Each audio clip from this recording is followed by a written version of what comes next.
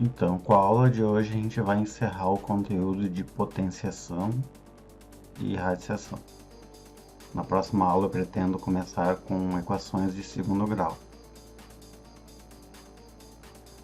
Então a aula de hoje é sobre racionalização.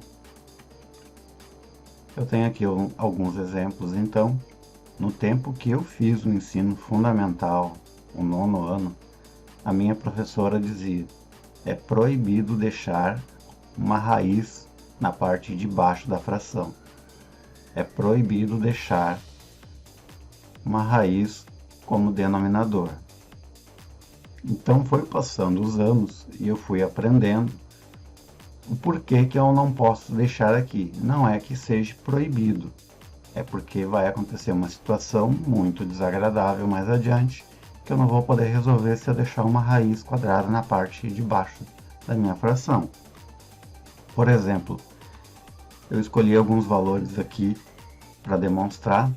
Esse 1 sobre a raiz quadrada de 2, o 2 sobre a raiz quadrada de 13 e assim os outros exemplos ali diferentes.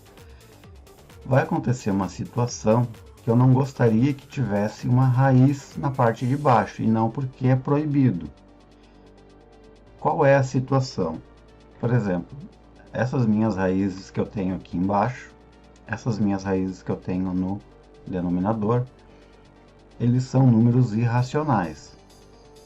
Ou seja, é um valor com casas decimais infinitas. Eu coloquei 3 pontinhos aqui porque eu não tenho como representar esse valor inteiro dentro dessa tela. O que acontece? Qual é a situação que se apresenta para mim que eu vou ter que trocar esse valor que eu tenho aqui da raiz? Por que eu tenho que fazer isso? Ora, se por um acaso eu tivesse que fazer uma operação aqui entre eles, tanto soma ou subtração, tanto faz, eu teria que ter, já que esses meus denominadores não são iguais, tirar um MMC. Como eu faço para tirar um MMC desses valores irracionais? Eu não tenho como. Então o que a gente faz? Eu faço uma operação para mim poder tirar esse meu radical da parte de baixo. Nesse caso aqui, eu vou fazer uma multiplicação. Eu vou colocar aqui desse lado aqui uma outra fração com um valor exatamente igual do meu denominador, quando esse meu denominador é um radical. Faço a multiplicação aqui, simplificando isso daqui, esse meu 1 aqui eu posso tirar daqui, e a minha raiz quadrada de 4 é 2. Assim eu fico então com uma raiz quadrada de 2 sobre 2. Esse valor que eu encontrei aqui, ele é exatamente igual a esse aqui. Se vocês forem pegar uma calculadora e colocar esses dois valores, vocês vão encontrar o mesmo valor. O que eu fiz aqui? Eu peguei o 1 sobre raiz de 2 e racionalizado, eu encontrei esse meu valor aqui. Agora, se eu tiver que fazer uma operação desse meu valor aqui com uma outra fração, eu consigo fazer a soma dessas frações. Ou seja, esse meu valor aqui e esse meu valor aqui, eles são iguais. Se eu colocar na calculadora, eu vou encontrar esse meu valor aqui. Dentro das propriedades de potenciação e radiação, eu poderia também fazer da seguinte forma. Esse meu valor aqui, eu poderia simplesmente fazer uma inversão de bases, igual um desafio que eu coloquei. Eu transformaria esse meu radical em uma potência, e essa minha potência eu faria uma inversão de base. E aí eu ficaria com 2 elevado a menos uma potência de 1/2. Isso aqui também daria na mesma coisa. Eu poderia fazer dessas duas formas. Dessa forma aqui, vocês não vão precisar ver agora. Vocês vão ver isso aqui mais adiante. No ensino médio, provavelmente.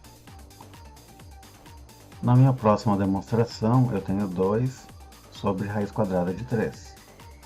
Posso fazer a racionalização desse meu denominador. Eu vou ficar com a seguinte expressão. Eu faço a multiplicação de 2 vezes a raiz quadrada de 3 e a raiz quadrada de 3 vezes a raiz quadrada de 3. Eu vou ficar então aqui com 2 vezes raiz quadrada de 3 sobre uma raiz quadrada de 9. Eu posso então tirar a raiz aqui de baixo e a parte de cima deixa assim. Então, racionalizando, esse meu valor aqui, ele é igual a esse daqui. Se eu colocar na calculadora, eu vou encontrar o mesmo resultado. Eu posso fazer uma inversão de base nessa situação? Eu posso, mas nesse momento, nessa aula aqui, a gente só vai aprender a racionalizar o nosso denominador quando ele é um radical. Vou deixar então os exercícios dessa parte aqui para vocês fazerem, inclusive esses dois aqui que eu deixei ali no início, e vou adicionar mais dois para vocês fazerem a racionalização.